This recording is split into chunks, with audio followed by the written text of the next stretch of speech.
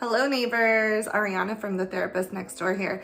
So today I got another book review. Actually, I have several books that I'm gonna do in this particular review, and these are all books that are more for relationship health. Now, these books, I recommend that you read whether you're in a relationship or whether you're single. If you're a person that's potentially looking to get into a relationship again in the future, which I think most of us are, these are great books that can help you, of course, improve the relationship that you're in if you happen to be in a relationship, but also help you heal from past relationships and help you get ready for a relationship that you really want to bring into your life. So the first one is called The Relationship Fix by Dr. Jenn Mann. And as you can see, I have tons of post-its on this book. I literally cannot recommend this book enough. I recommend it to, I think, all the couples that I work with. So I'm gonna just kind of quickly go over the 6 sections that she has in her book, and I'll give you a little bit more information of some of the other things I like about it. So basically there's 6 parts, as I said. The first one is called Create Connection. And I love that she starts off with that because I think a lot of times, of course, when we're in relationships and, you know, once we get past that honeymoon stage, we really want to learn about communication. We want to learn how to fight. We want to learn all those things, but we never want to lose sight of the connection, right? We don't ever want to lose sight of the positive things that we need to bring into our relationship. So, you know, anybody who says that relationships are easy or should just flow, honestly, I think that's a very immature perspective on relationships, because I think that healthy long-term relationships, they do take work. Now, that doesn't mean that you should be with somebody that you're very incompatible with or that you should remain in a toxic relationship, but you should kind of have reasonable expectations when you go into a relationship, especially if you are looking for a long-term relationship, that you are going to have to make time, effort, all these things, like making time for dates. If you have kids, that means, you know, making sure that you get a babysitter or that you have friends and family that can help you so that you can have some time away from your kids. You can have time to go on dates, all of those things. And now I would say another good point there, whether you have kids or not, just all of us, we're so busy these days. We're oftentimes on our phones, on our tablets, on our computers, so much of the time. So we've really lost connection with just that face-to-face. And there's so much science into basically what happens when we look into each other's eyes and we're able to see each other's facial reactions and just make that eye contact. So even going into something as simple as dedicating 5 minutes of face-to-face time with no other distractions is something that has been such a game changer with a lot of my couples. So I love that she starts there, just like remember what are the things that you guys enjoy about each other? How are you making time for your relationship and for each other and all that good stuff? So there's a lot more to that. For example, talking about taking the high road, becoming an expert on your partner, lots of things. So great chapter. The next one is Fight Fair. So obviously I'm not even going to go into that, but I think, my gosh, if any of us have been in a relationship, we know that it's so important to learn good tools for healthy conflict resolution. Again, guess what?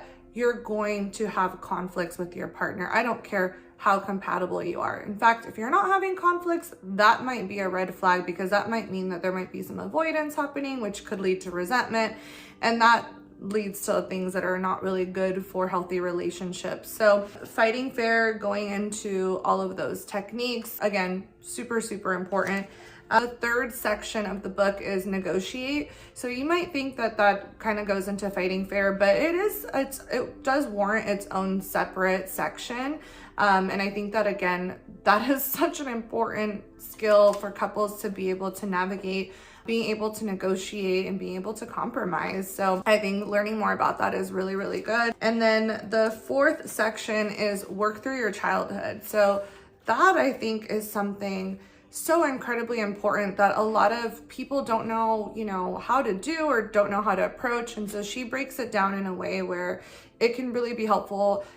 She can give you some ideas of some areas you may want to look at depending on what's coming up for you or what the relationship is bringing up for you in terms of your childhood, and making sure that, you know, you're able to work through those things and heal so that you're able to break free from maybe dysfunctional patterns from your own family of origin, and really kind of just heal. If you really have had any past traumas, that's super helpful, because that's just going to help you bring your better self, your best self into your relationship. The 5th section is forgive and make amends. Again, so important. Different experts refer to this in different ways, but you know, she calls it forgive, make amends. There's other experts that refer to things like this as making repairs. I think that that's another thing. Again, you're going to hurt each other. Most of the time it's going to be not intentional, but you need to know how to make amends. You need to know how to make those repairs. And so I really, really love, I'll give you guys a little tidbit here. She goes into the 4 R's of an apology, and I think that so many people don't know about that. So for example, the first R is remorse. I think most people will say, I'm sorry. The second R is responsibility. So really, really taking, you know, full accountability, not the I'm sorry if I hurt you. It's I hurt you, I take full responsibility for that, you know, just taking accountability. The third R is recognition. Again, I think this is a huge game changer. So in this one, you actually ask your partner to tell you what the experience was like for them, what hurt the most, and you really have to sit there and listen. But I think that if you don't get that information, it's hard for you to fully have empathy for your partner and really be able to understand how your actions, you know, impacted them. And that really gives you motivation when you are going to have to make some changes to your behaviors. The last R is remedies. So this is like coming up with a plan of how it's not going to happen again. So for example, let's say that there was like some inappropriate things happening with your partner's use of social media. So you may want to come up with a plan in regards to transparency. Like maybe your partner is, you know, going to share their social media with you once a week or whenever you request it. Those are things that, you know, she gives good guidelines on and good examples on how you can manage that. That is a really good information there as well. The last section is called Ignite Your Sex Life. So again, who doesn't want that? I think that it's a very comprehensive section. In fact, in the back, there's a sexual inventory that goes on for several pages. What I love about that is that it's something that you could just sit when you're laying in bed at night with your partner. You could just pick 5 questions, right? They might be things that you wouldn't think of to ask yourself, or things that maybe are embarrassing, but you're kind of reading them, you're selecting them from the book, and you're taking turns. So it goes into like hygiene preferences, clothing preferences, and basically one of the recommendations she does have is that couples obviously should be talking about sex, and that's a whole other thing we could talk about because a lot of people do have a hard time talking about that. But for sure, once a year doing a sexual inventory, because as human beings, we do evolve, our preferences change, and you want to check in with your partner to see if there's anything new they want to try, anything that they're wanting more of or less of. And so she has a very comprehensive way of approaching that. In the back of the book, in the appendix, there's also the 36 intimacy questions. I forget who came up with those. She didn't come up with them, but she includes them in the book. Again, oftentimes when you've been with your person, you know, sometimes it's possible you run out of things to talk about, or there are people that connect in different ways. For example, I'm a very verbal person. I like for my partner to ask me questions about my past, about my feelings. And if you're somebody who has a hard time with this, I notice a lot of men have a hard time asking questions. Not all men. These questions are kind of silly, like, hey, who would you want to have dinner with? Anyone, dead or alive?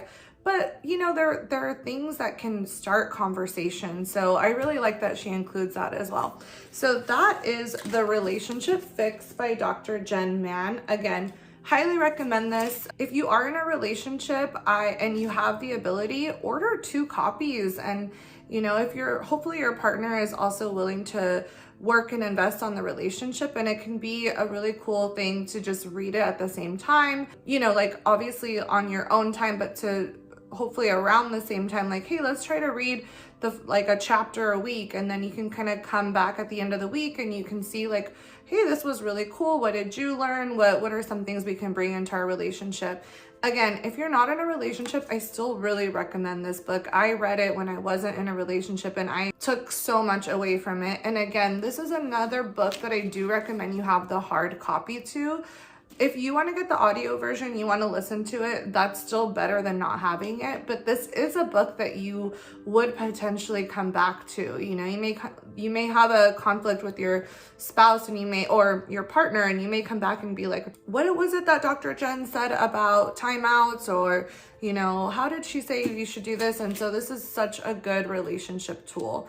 I actually kind of think it's crazy that we just get into relationships or we get married and we're not given any sort of tools or guidebook, but yet in most professions you need some sort of licensure or training. So if we want healthy, long-lasting, fulfilling relationships, we do have to work at it. And reading books, doing therapy, doing the work, that's all part of what gets you there. That is a really good one. Another one for relationships is called Mating in Captivity by Esther Perel. Now, she's another incredible woman in the psychology world. She has a podcast where you can actually listen to how she does couples therapy sessions, but this book is really good. There's a lot of good things in this book. I will say, for me, I found it to not be a super easy read, even though I would describe myself as a pretty avid reader. It is kind of dense, some of the concepts, but I think that one of the main takeaways from this book that I think a lot of people don't know about or haven't even heard about is she talks about how to manage thirds. So most people, you're in a relationship with two people. Thirds can be jobs, children, you know, your parents, other people, friends. And she talks a lot. She helps you really understand how to manage those thirds, because a lot of those things can sometimes really create a lot of issues for people in their relationships. So I think that's a really helpful thing. And I think that she also does a really good job about talking about how, you know, love is all about feeling safe and comfortable. But when it comes to sex and your erotic life, it's a little bit more about, you know, the unknown, and even maybe a little bit of, you know, those feelings that would be more described as like fear or mystery or excitement.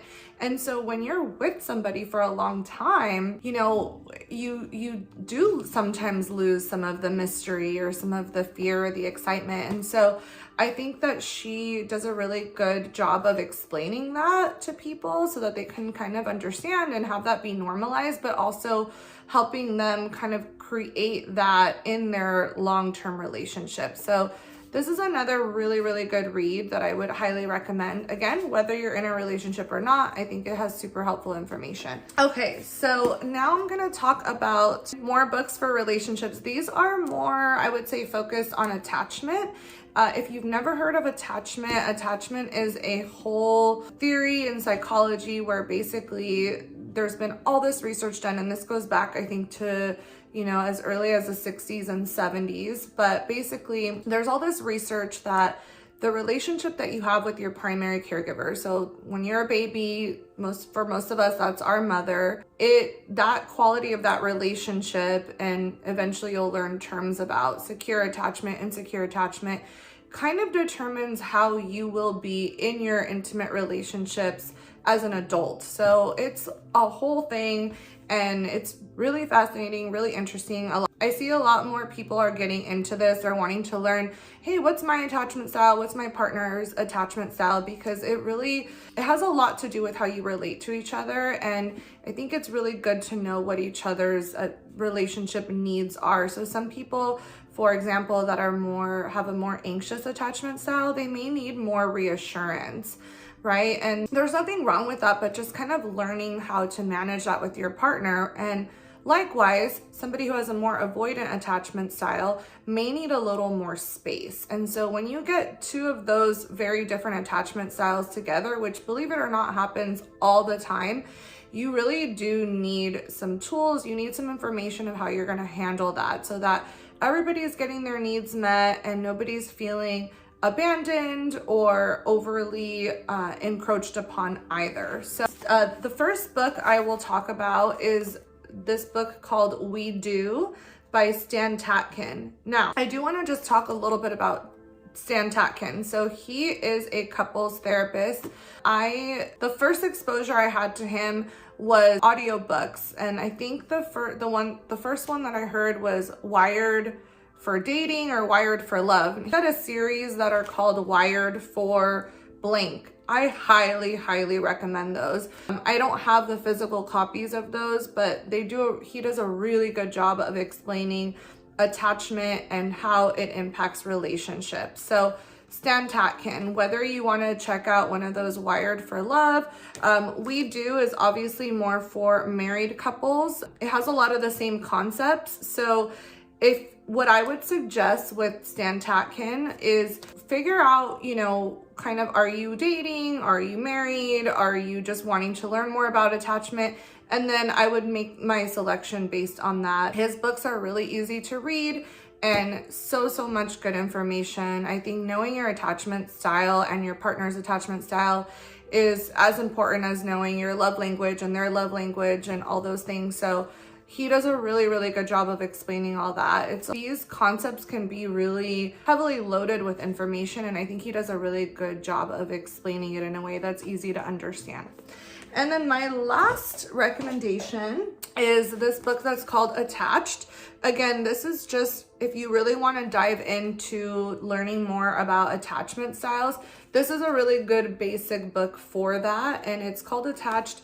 And it is by Amir Levine and Rachel Heller. So it says the new science of adult attachment and how it can help you find and keep love. Again, I could talk about attachment a lot. I did my thesis on attachment. So I think it's a really, really cool thing for everyone to kind of educate themselves on and be aware of, especially when it comes to relationships. And these are even things that can help in your other relationships with your children, for example. So this is a really good basic one that breaks down attachment style. It also has examples of the different attachment style couples coming together. So I think, again, like Stan Tatkin, some really good examples and tools in these books. So if you are wanting to level up in your relationships, these are all books that I would highly, highly recommend. I will link all of them below so that you guys can look them up and order them. And hopefully this was helpful. If you've read any of these books or you read them and you want to let me know what's been helpful, or there's any particular topics or subject matter that you'd like me to talk a little bit more about, or maybe explain a little bit in more depth, please let me know in the comments and I will absolutely make another video for that. But in the meantime, I hope that you find these books helpful, and I will see you guys soon. Authentically yours, Ariana.